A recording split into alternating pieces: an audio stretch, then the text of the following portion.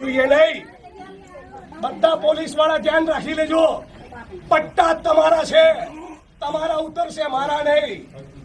અને આ વડગામનો ધારાસભ્ય કહી રહ્યો છે, યાદ રાખી લેજો, હું પાછળ પડીશ એટલે છોતરા કાઢી જ નાખીશ। તમારા સાહેબ ગુજરાત કોંગ્રેસ દ્વારા જન આક્રોશ યાત્રાનો ઉત્તર ગુજરાતથી પૂર્ણ પ્રારંભ કરાયો છે। વાવથરા જિલ્લાના ઢીમા ખાતે જન આક્રોશ યાત્રા આવી પહોંચી ત્યારે વડગામના ધારાસભ્ય જિગ્નેશ મેવાણીને સ્થાનિક લોકોએ દારૂની સમસ્યા દૂર કરવા અંગે રજૂઆત કરી હતી। સમગ્ર મામલે જિગ્નેશ મેવાણી શું બોલ્યા અને લોકોની શું સમસ્યા હતી તેની વિગતે ચર્ચા કરીએ તે પહેલાં વિડીયોને લાઇક કરજો, શેર કરજો અને ફોલો કરવાનું ના ભૂલતા। નવરચિત વાવથરા જિલ્લાના ઢીમા ગામની સ્થાનિક મહિલાઓએ કહ્યું હતું કે ઢીમાના શિવનગર વિસ્તારમાં રાત દિવસ સડેચોક દારૂ વેચાય છે, પણ અમારું કોઈ સાંભળવાવાળું નથી। મહિલાઓની રજૂઆત સાંભળીને ધારાસભ્ય જિગ્નેશ મેવાણી સીધા વાવથરાદ એસપી ઓફિસ ખાતે પહોંચ્યા હતા, જ્યાં મોટી સંખ્યામાં મહિલાઓ અને સ્થાનિક લોકો અને પોલીસ અધિકારીઓ હાજર હતા। સૌ પ્રથમે સાંભળીએ કે જિગ્નેશ મેવાણી શું બોલ્યા।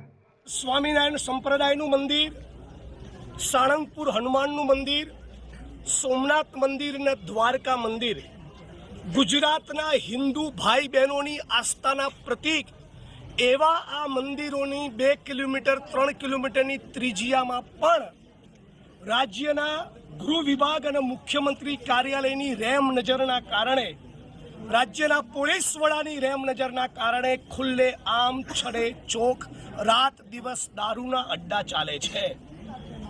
ગુજરાતની અનેક હજારો બહેનો, હિન્દુ બહેનો એ વિધવા બની ચૂકી છે, વિધવા થઈ રહી છે। આજે કોંગ્રેસ પાર્ટીએ ઢીમાથી જન આક્રોશ યાત્રાનું રેલીનું પ્રસ્થાન કર્યું। એ દરમિયાન થરાદના શિવનગર વિસ્તારની બહેનોએ મને જાણકારી આપી કે અમે શિવનગરના લોકો ત્રસ્ત બની ચૂક્યા છીએ।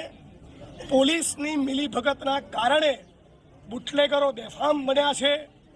દારૂ તો ઘરે ઘરે ડિલિવરી દ્વારા પહોંચાડવામાં આવે છે, ફક્ત અડ્ડા નહીં। થરાદના શિવનગર વિસ્તારમાં દારૂની હોમ ડિલિવરી કરતી હોવાની મીડિયા અને એસપીની ઉપસ્થિતિમાં થરાદની બહેનોએ ફરિયાદ કરી। ઉપરાંત બહેનોએ એમ પણ કહ્યું કે અહીંયા બેફામ ડ્રગ્સ અને ગાંજો અને ચરસ પણ વેચાય છે। રાજ્યના ગૃહમંત્રી ડંફાસ મારવામાં બહુ તજજ્ઞ છે, તો એમને કહેવા માગું છું, તમે હમણાં એક મીડિયા કર્મીને કહેતા હતા, ક્યાંક બોલ્યા હતા તમે કે ગુજરાતમાં ક્યાંય પણ દારૂની બધી હોય તો મને મારી ધ્યાન ઉપર લાવજો। તો અહીંયા આવો ઊંધા પડો એટલે ખબર પડે કે શિવનગરની બહેનોને તમે કેટલી રંજાડી છે।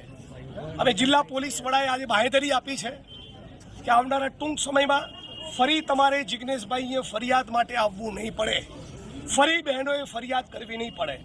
ફરી જો મારે અહીં આવવું પડશે તો આનાથી વધારે ઉગ્ર સ્વરૂપ ધારણ કરીશ। કોકને સસ્પેન્ડ કરાયા વગર ઊભો નહીં થવું। અને થરાદની જનતાનું મને જન સમર્થન છે। શિવનગરનો એક એક માણસ મારી જોડે લડવા તૈયાર છે।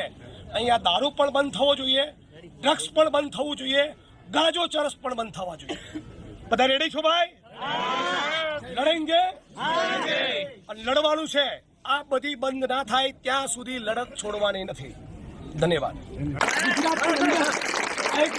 આજ ગુજરાતમાં એક પાયના અડે નહીં ને એવા પણ PSI, PI, constable, head constable અને ઇવન આઈપીએસ ઓફિસરો છે। એવું જ ચરિત્ર બનાવો ને।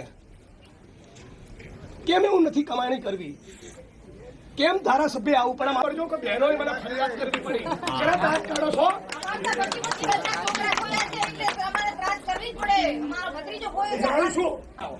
બરાબર। અને હર સંઘવી 8 ચોપડી પાસ આ ગામ આખાનું દાપણ કરે છે કે મને જાણ કરજો। જો આ બધા વિડીયો લઈ ગયા છે, મૂકો એને ફેસબુક પેજમાં જઈ કે અમારા શિવનગરમાં દારૂ બી છે, ડ્રગ્સ બી છે અને ગાંજો બી છે। તારામાં તાકાત હોય તો બંધ કરાય 8 ચોપડી પાસ। કોણ લાવ્યું તું, કોણે બોલાયા, કોણે કીધું આવો સવાલ એસપી કચેરીમાંથી થવો જોઈએ નહીં। બધા પોલીસ વાળા ધ્યાન રાખી લેજો, પટ્ટા તમારા છે, તમારા ઉતરશે, મારા નહીં। અને આ વડગામનો ધારાસભ્ય કહી રહ્યો છે, યાદ રાખી લેજો, હું પાછળ પડીશ એટલે છોતરા કાઢી જ નાખીશ. તમારા સાહેબ